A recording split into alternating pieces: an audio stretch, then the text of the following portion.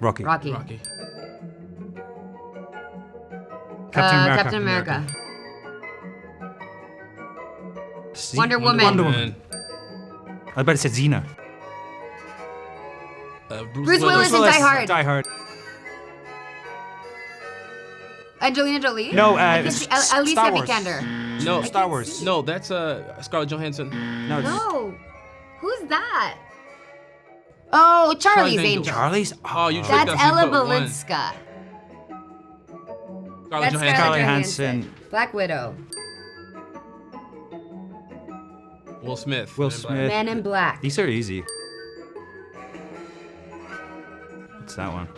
Terminator? I don't know who Who? that is.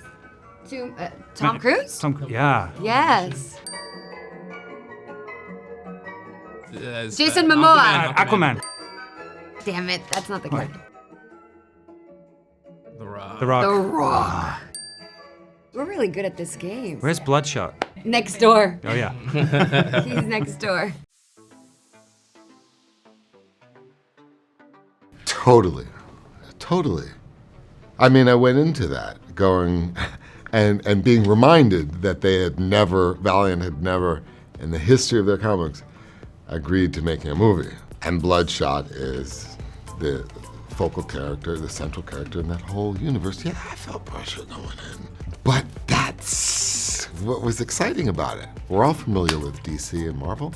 It did feel like an unlikely hero, a protagonist that was multi-layered. Yeah, it was very challenging, and I was very honored and excited. Well, no, I don't sort of feel any pressure. Really, the only pressure that I feel when I'm working is to deliver a believable performance, you know. So that's my job, really, and any actor's job, I guess. I mean, perhaps Vin may feel more pressure because he's really leading the charge. But of course, you know, Vin's a huge star, and I'm sure, you know, feels different kinds of pressure that we do anyway. Also, you know, I felt we were in really good hands with Dave Wilson, and obviously with, you know, Dinesh, who was behind us with the Valiant company. So no, everyone was just pretty excited about getting underway. No one.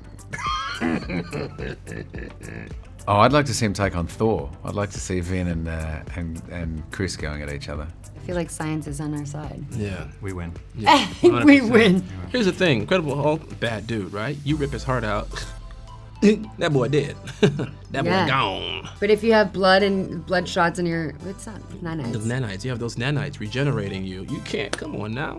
Now. He's way cooler, Bloodshot, isn't he? Yeah. Bloodshot's cool. I mean, those guys. And I feel know. like you've only seen the surface of our roles too. You don't know much about what we can do And yet. Bloodshot wears a tank top. Ray Garrison has bigger issues. I think he's trying to maintain his mental state. That's where he is. That's what's so interesting. He's not waking up trying to settle all the problems of the universe. He's not trying to save the world. He's trying to get some clarity. I think on the day, I remember saying somebody, like I said, that's Kobe. You say Kobe when you shoot a basket.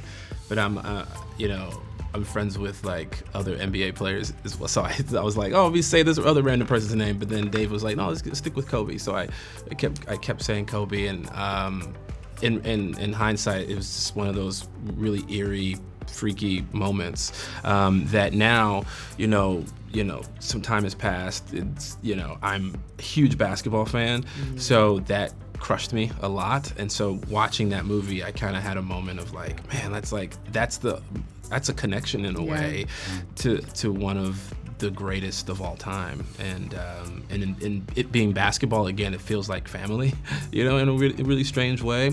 I only got a chance to meet him a couple times in life, but like that was something that will forever be out there. And I think it, I don't know, it kind of connects us a little bit, I think. Kobe's a wonderful, wonderful soul, and sorely missed. I mean, we had injuries before we even started the movie because there was so much rigorous combat training, the choreography for these fight sequences? We shot that over, I can't even think now, maybe 2 weeks, and then we did go back to do reshoots as well. There was a slightly different ending to the movie, or to the action sequence there, but it's such a huge sequence that, you know, they were very diligent in I mean, you shot rehearsing it throughout the whole movie. I remember, like Yeah, it would be we're like going it back was, to do took more. so many days. Yeah, and the stunt team were incredible.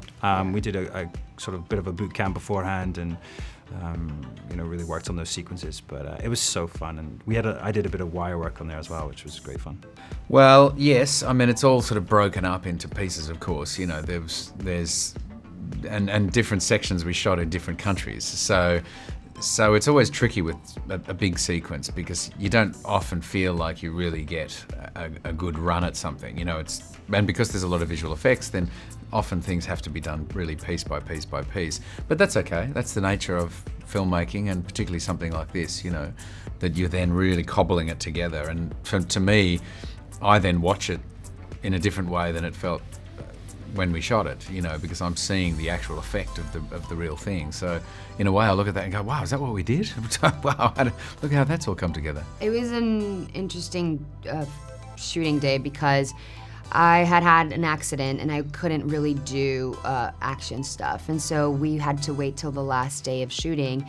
But I also had to train and prepare, because obviously I am not breathing underwater, and so it was a lot of I worked with this incredible woman who was a stuntie and a professional diver, and she kind of taught me all these tricks, and she walked me through the whole thing, and it was very exciting, because it meant so much for me, because it was against all odds that I was going to be able to do that, because I was physically incapable, and like I hadn't really prepared as much as I could have, and I did it, and it was such a crucial moment for me to do too, because I feel like it's a really like intimate moment for them. So, and it's just such a cool shot, I think, very like a badass character to have. When you are kind of taking a new approach to a genre, you have to rethink your approach to all of it, including the combat, and you want everything to be fresh, and you want everything to feel fresh, and that's what we were going for. Getting a superpower. He wants to just be a superhero. He's like, give me anything. Look, my But character a good created. thing- but you can create it. Yeah, if for you created these yourself. nanites, I might as well drink that stuff. Yeah, you should. Yeah, do you could your make a own. cocktail out of Maybe it. that's the spin-off. Like, you realize that he found that he can have power, and then you like turns into a villain. I feel and now like we you'd have to destroy probably it. change the name of the movie then, wouldn't you? Because Absolutely. you'd have that ability. I wouldn't have to. The It would studio be do called it. Bloodshot. Bloodshot. Yeah, the studio would do it, not me. It's not me. It's not up to me. It's up to the studio. Bloodshot. Like Bloodshot. shots, we could Yeah. all do a shot. Yes, and you all could be in part. Thanks, bud. Well, I think for someone like Emil Harting, I mean, you know, it's sort of endless possibilities, because he's one of those guys who's clearly a genius, and you know, his ability to actually take any limitation of human nature, of physiology, psychology, etc., but primarily physiology, and actually sort of turn it inside out, and you know, is just extraordinary. So maybe it would be dangerous if he got to come back in a sequel. Maybe it's best to keep him out.